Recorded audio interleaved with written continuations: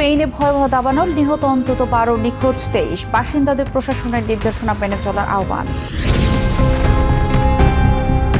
ইউক্রেনে বাফার জোনের পরিধি বাড়াচ্ছে রাশিয়া, হুঁশিয়ারি ক্রেমলিনের।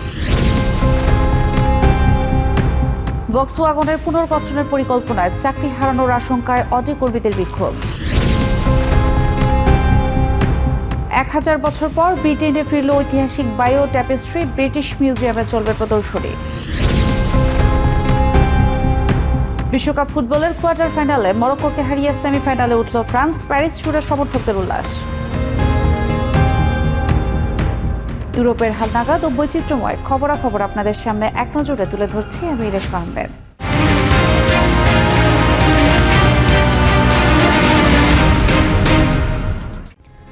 ইউরোপের জনপ্রিয় পর্যটন গন্তব্য স্পেনের দক্ষিণাঞ্চলীয় আলমেরিয়ায় ভয়াবহ দাবানলে অন্তত 12 জনের মৃত্যু হয়েছে।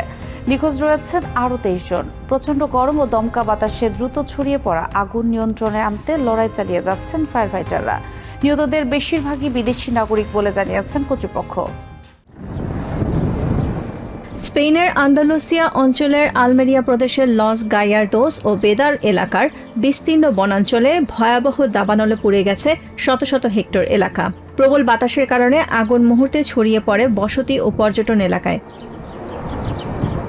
কর্তৃপক্ষের নির্দেশ ছিল বাসিন্দারা যেন ঘরের ভেতরে নিরাপদে অবস্থান করেন, তবে অনেকেই আতঙ্কে গাড়ি নিয়ে পালানোর চেষ্টা করেছেন। এতে এক গাড়িতে 4 জনের মৃত্যু হয়। গাড়িটির স্টিয়ারিং ডান পাশে থাকায় তারা ব্রিটিশ নাগরিক বলে ধারণা করা হচ্ছে। আরও 7 জন গাড়ি ফেলে নির্ধারিত পথ এড়িয়ে হেঁটে পালানোর চেষ্টা করে। পরে তাদের মরদেহ উদ্ধার করা হয়। আপনারা দেখতে পাচ্ছেন আমার পেছনে আগুন জ্বলছে। পরিস্থিতি অত্যন্ত ভয়াবহ, কারণ প্রবল বাতাস বইছে। আগুন দ্রুত ছড়িয়ে পড়েছে। আলমোকাইসার ও বেদার এলাকার বাসিন্দাদের সরিয়ে নিতে হয়েছে। এখন আমরা ক্যাম্প সাইটের দিকে যাচ্ছি, কারণ বাতাসের গতিপথ অনুযায়ী আগুন সেদিকেও পৌঁছে যেতে পারে। সেখানে 4 থেকে 500 মানুষ রয়েছেন। অনেক বাড়িঘর আগুনে পুড়ে যাচ্ছে, যা আমাদের গভীরভাবে উদ্বিগ্ন করছে। সতর্কতামূলক ব্যবস্থা হিসেবে পুলিশ আশপাশের একটি ক্যাম্প সাইটও খালি করে দেয়। সেখানে অবস্থানরত শত শত পর্যটককে নিরাপদ স্থানে সরিয়ে নেওয়া হয়। আন্দালুসিয়ার জরুরি সেবা প্রধান অ্যান্টনিও সান্স বলেন, অধিকাংশ প্রাণহানি ঘটেছে সরকারি নির্দেশনা অমান্য করে ব্যক্তিগত গাড়িতে পালানোর চেষ্টার সময়। তিনি সবাইকে শুধুমাত্র নির্ধারিত সরিয়ে নেয়ার পথ অনুসরণ করার আহ্বান জানান। এই মুহূর্তে ক্যাম্প সাইটটি সরাসরি ঝুঁকিতে নেই, তবে সিভিল গার্ড আমাকে জানিয়েছে রাত 3টার দিকে যদি বাতাসের দিক পরিবর্তন হয় তাহলে পরিস্থিতি বিপজ্জনক হয়ে উঠতে পারে। তাই সতর্কতামূলক ব্যবস্থা হিসেবে সবাইকে সরিয়ে নেওয়ার সিদ্ধান্তকে আমি সঠিক মনে করি। দাবানলে দগ্ধ হয়ে 4 জন হাসপাতালে চিকিৎসাধীন রয়েছেন। তাদের অবস্থাও গুরুতর। প্রাথমিক তদন্তে ধারণা করা হচ্ছে বিদ্যুতের একটি তার শুকনো গাছপালার ওপর পড়ে আগুনের সূত্রপাত হয়। এরপর তীব্র তাপপ্রবাহ ও প্রবল বাতাস আগুনকে দ্রুত ভয়াবহ রূপ দেয়। আরও প্রাণহানি এড়াতে স্থানীয় বাসিন্দা ও পর্যটকদের সরকারি নির্দেশনা মেনে চলার আহ্বান জানিয়েছে স্পেনের কর্তৃপক্ষ। Nahid Sihan, TVN 24 news desk. Ukraine সংকটের কূটনৈতিক সমাধানে মস্কো এখনও উন্মুক্ত থাকলেও কিয়েভের ক্রমাগত ড্রোন হামলার জবাবে রণক্ষেত্রে আরও বড় বাফার জোন তৈরি করেছে রুশ বাহিনী। ক্রেমলিনের মুখপাত্র দিমিত্রি পেসকভ জানিয়েছেন, কিয়েভ প্রশাসনের শান্তি আলোচনার কোনো ইচ্ছা না থাকায় বাধ্য হয়েই সামরিক অভিযান চালিয়ে যাচ্ছে রাশিয়া। এদিকে রাশিয়ার তেল শোধনাগার ও বন্দরগুলো লক্ষ্য করে ইউক্রেনের সাম্প্রতিক ড্রোন হামলার প্রভাব সরাসরি পড়তে শুরু করেছে খোদ রাজধানী মস্কোতে। তীব্র জ্বালানি সংকটের কারণে পেট্রোল পাম্পগুলোতে সাধারণ মানুষের দীর্ঘ লাইন এবং বিশৃঙ্খলা দেখা দিয়েছে, যা অনেক রুশ নাগরিককে বৈদ্যুতিক গাড়ি কেনার প্রতি আগ্রহী করে তুলছে। রাশিয়ার লক্ষ্য অর্জনে প্রেসিডেন্ট ভ্লাদিমির পুতিন কূটনৈতিক আলোচনার পথ খোলা রাখলেও ইউক্রেন ফ্রন্টলাইনে ক্রমাগত বাড়ছে রুশ আগ্রাসনের পরিধি। ক্রেমলিনের স্পষ্ট বার্তা, কিয়েভ যতক্ষণ না আলোচনার টেবিলে বসছে ততক্ষণ থামবে না ক্রেমলিনের এই বিশেষ সামরিক অভিযান। বরং রুশ সীমানাকে সুরক্ষিত রাখতে ইউক্রেনের ভেতর আরও বড় বাফার জোন বা নিরাপত্তা বলয় তৈরি করছে মস্কো। আমরা দেখছি কিয়েভ এই মুহূর্তে শান্তি প্রক্রিয়ার প্রতি একেবারেই আগ্রহী নয়। যেহেতু কিয়েভের সদিচ্ছার অভাবে কূটনৈতিক সমাধান সম্ভব হচ্ছে না, তাই আমরা আমাদের সামরিক অভিযান চালিয়ে যাচ্ছি। একই সাথে কিয়েভ পরিস্থিতিকে আরও উত্তপ্ত করার চেষ্টা করায় আমরা ইউক্রেন সীমান্তে আরও বড় নিরাপত্তা অঞ্চল তৈরি করছি। ফ্রন্টলাইনের এই সংঘাতের আজ সরাসরি এসে লেগেছে রাশিয়ার অভ্যন্তরীণ অর্থনীতি ও জনজীবনে। গত কয়েক মাস ধরে রাশিয়ার বড় তেল শোধনাগার ও বন্দরগুলো লক্ষ্য করে ঝাঁকে ঝাঁকে ড্রোন হামলা চালিয়েছে ইউক্রেন। পেন্টাগন ও ইউক্রেনিয়ান বাহিনীর এই কৌশলী আঘাতের ফলে রাশিয়ার অভ্যন্তরীণ জ্বালানি উৎপাদন এক ধাক্কায় প্রায় ৩৫% কমে গেছে। রাজধানী মস্কোর পেট্রোল পাম্পগুলোতে দেখা দিয়েছে জ্বালানির তীব্র হাহাকার। কোথাও কোথাও তেল মিললেও প্রতি লিটার পেট্রোলের দাম বেড়ে দাঁড়িয়েছে রেকর্ড ৭৫ রুবল বা প্রায় $1। পরিস্থিতি মোটেও ভালো নয়, বরং দিন দিন আরও খারাপ হচ্ছে। লুকোয়েলের মতো বড় বড় পাম্পগুলোতে এখন কেবল সাধারণ গ্রেডের পেট্রোল পাওয়া যাচ্ছে। উন্নত মানের পেট্রোল উধাও, তার উপর দামও আকাশচুম্বী। প্রতি লিটার তেলের জন্য ৭৫ রুবল দেয়া আমাদের মতো সাধারণ মানুষের জন্য অনেক বড় বোঝা। ঘন্টার পর ঘন্টা পাম্পের লাইনে দাঁড়িয়ে থাকার এই বিড়ম্বনা ও ক্লান্তি থেকে বাঁচতে মস্কোর সাধারণ মানুষ এখন ঝুঁকছেন বৈদ্যুতিক গাড়ির দিকে। জুন মাস থেকে রাশিয়ায় রেকর্ড পরিমাণ ইলেকট্রনিক ভেহিকল এবং হাইব্রিড গাড়ি বিক্রি বেড়েছে। অনেকেই তেলের বাজারের এই অস্থিরতাকে নিজেদের লাইফস্টাইল পরিবর্তনের সুযোগ হিসেবে দেখছেন। পাম্পের ওই দীর্ঘ লাইন দেখেই আমরা বৈদ্যুতিক গাড়ি কেনার চূড়ান্ত সিদ্ধান্ত নেই। এর আগে কখনো ইভি কেনার কথা ভাবিও নি। আমি প্রতিদিন কাজের জন্য মস্কোতে যাতায়াত করি।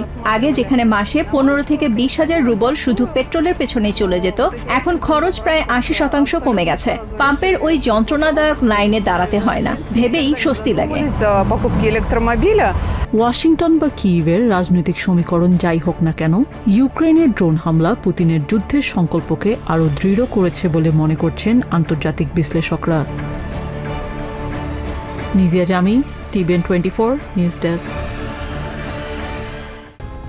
জার্মানির নেকারজুলমে বিখ্যাত গাড়ি নির্মাতা প্রতিষ্ঠান অডি কারখানার কর্মীরা ভক্সওয়াগন গ্রুপের পুনর্গঠন পরিকল্পনা নিয়ে অনিশ্চয়তার প্রতিবাদে বিক্ষোভ করেছেন।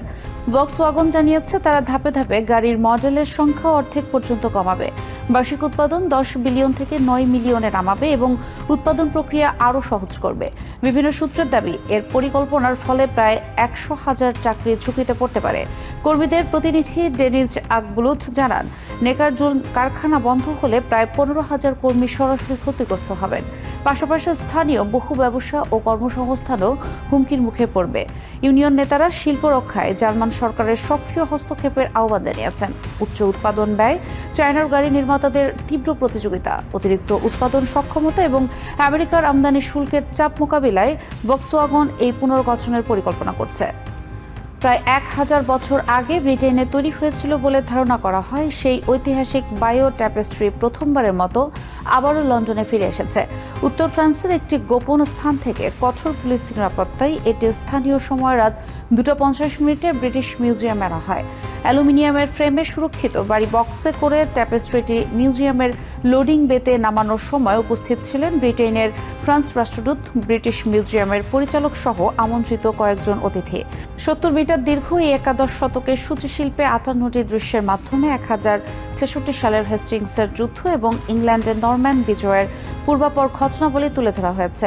এই ঐতিহাসিক নিদর্শনের প্রত্যাবর্তন ঘিরে দর্শনার্থীদের ব্যাপক আগ্রহ তৈরি হয়েছে।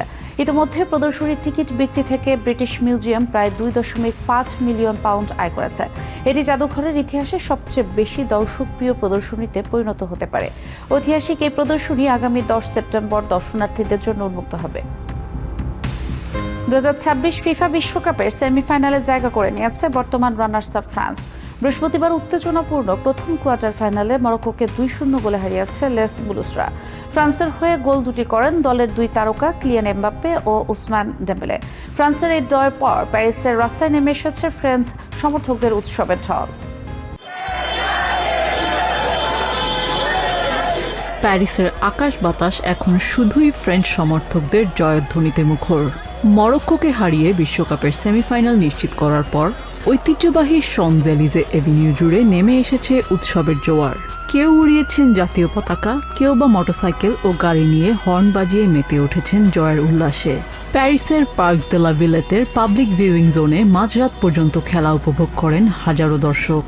ম্যাচের প্রথমার্ধে মরক্কো রক্ষণভাগের প্রতিরোধের কারণে বেশ চাপে ছিল ফ্রেঞ্চরা, তবে দ্বিতীয়ার্ধে খোলস ছেড়ে বের হয় দুবারের বিশ্ব চ্যাম্পিয়নরা। প্রথমে আমরা খুব উৎকণ্ঠায় ছিলাম যে কি হয় দেখার জন্য, কিন্তু প্রথম গোলটি হওয়ার সাথে সাথেই চারপাশটা অবিশ্বাস্য হয়ে ওঠে। এটা ছিল নিখাদ আনন্দ। এখন আমরা বন্ধুদের সাথে উদযাপন করব, তারপর দেখা যাক সেমিফাইনালে কি হয়। ম্যাচের 60 মিনিটে পেনাল্টি মিসের হতাশা ভুলে দুর্দান্ত এক কার্লিং শটে দলকে এগিয়ে নেন অধিনায়ক কিলিয়ান এমবাপ্পে। এই গোলের ঠিক 6 মিনিট পর উসমান ডেম্বেলের নিখুঁত লো ড্রাইভে 2-0 ব্যবধানের জয় নিশ্চিত করে ফ্রান্স। মাত্র 27 বছর বয়সে 20টি বিশ্বকাপ ম্যাচ খেলার অনন্য কীর্তির দিনে এটি ছিল এমবাপ্পের 20তম বিশ্বকাপ গোল। ফ্রান্সে উত্তর আফ্রিকা তথা মাগরেব অঞ্চলের বিপুল সংখ্যক প্রবাসী বাস করায় গ্যালারি ও ফ্যানজোনে ছিল মরক্কোর সমর্থকদেরও সরব উপস্থিতি। ম্যাচ শেষে মরক্কোর বিদায় ঘটলেও দুই দেশের সমর্থকদের মধ্যে এক অনন্য সৌহার্দ্য ও সম্প্রীতির চিত্র দেখা গেছে প্যারিসের রাস্তায়। প্রথমার্ধে দুই দলই বেশ রক্ষণাত্মক খেলেছিল, তবে দ্বিতীয়ার্ধে আমরা দ্রুতই ম্যাচের নিয়ন্ত্রণ নিই এবং পরপর 2টি গোল করি। এখন আমাদের লক্ষ্য পরিষ্কার, আমরা ফাইনালে যাচ্ছি এবং বিশ্বকাপ জিতছি।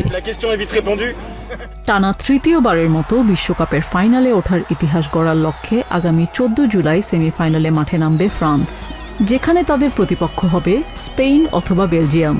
আর বিশ্বকাপ ফাইনাল অনুষ্ঠিত হবে 19 জুলাই। নিজিয়া জামি, TVN 24 নিউজ ডেস্ক। এক নজরে ইউরোপের আরও নানা খবর পেতে চোখ রাখুন TVN 24 নিউজ নেটওয়ার্কের ইউটিউব ও ফেসবুক পেজে।